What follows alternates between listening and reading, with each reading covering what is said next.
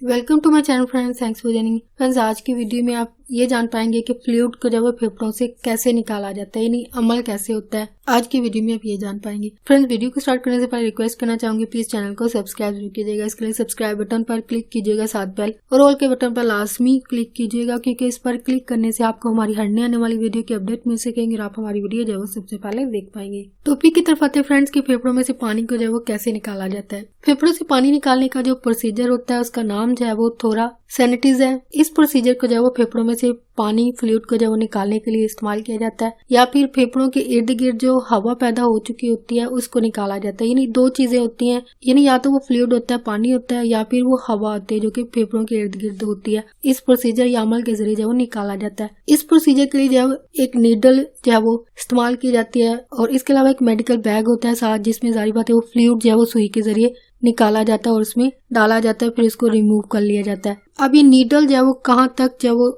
Doctor जो है वो इंसर्ट करते हैं, अंदर तक ले जाते हैं। इसके लिए डॉक्टर जो है वो सुई आपकी जो चेस्ट होती है, छाती की जो वॉल्स होती है, चेस्ट वॉल जो होती है, उसके अंदर जो है वो ले जाते हैं, और वो जिस जगह पे ले जाते हैं उसको प्लूअर स्पेस जो है वो कहा जाता है। यानी चेस्ट की वाल से आगे प्लूअर स्पेस के अंदर जो है वो सुई को ले जाया जाता है, जो कि जारी बात है सुई जो है वो डिजाइन की जाती है इस प्रोसीजर के लिए, अमल के लिए, जो कि डॉक्टर आपको जारी बात है इस अमल से पहले जो वो लाने के लिए कह सकते हैं, या फिर हॉस्पिटल से ही जो चीजें लेकर इस्तेमाल करते होंगे। वो तो जारी बात है जब आप जाएंगे आपको ज्यादा वाज़िया तौर पर ये चीज पता चल जाएगी। और प्लूअर स्पेस जो होती है, चेस्ट वाल से आगे जो प्लूअर स्पेस होती है, ये एक ऐसी जगह होती है जो कि एक बिल्कुल थिन सी पतली सी जो है गैप होती है, जगह होती है, और ये जगह जो है वो फेफड़ों के प्लूरा और चेस्ट वाल के जो इनर जगह होती है वहां तक जो है वो इसको, ये जो गैप होता है इसके अंदर तक जो सुई को लाया जाता है। अगर प्लूरा की बात की जाए, यानी आगे जो एक लेयर है, सबसे पहले तो ये चेस्ट वाल से होती हुई सुई जो है वो आगे प्लूअर स्पेस में आती है, फिर वहां से आगे जो है प्लूरा के अंदर आती है। प्लूरा जो है वो एक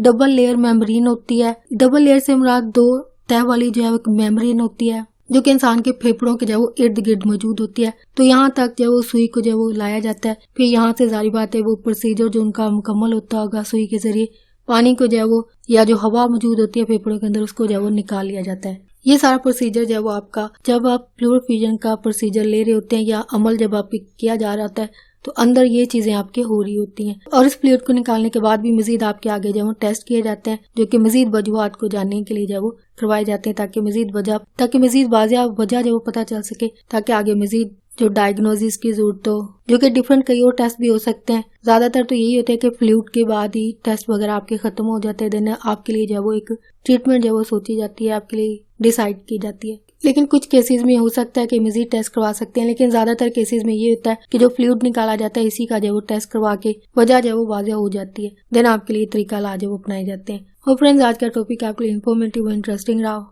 तो प्लीज मजीद अवेयरनेस और गाइड के लिए आगे फ्रेंड्स एंड फैमिली के साथ मेरी वीडियो को लाजमी शेयर कीजिएगा। अगर कोई बात सीखने को मिली है, कोई बात आपको अच्छी लगी है, तो प्लीज मेरी वीडियो को लाइक और शेयर लाजमी कीजिएगा। आपका वीडियो देखने के लिए बहुत शुक्रिया।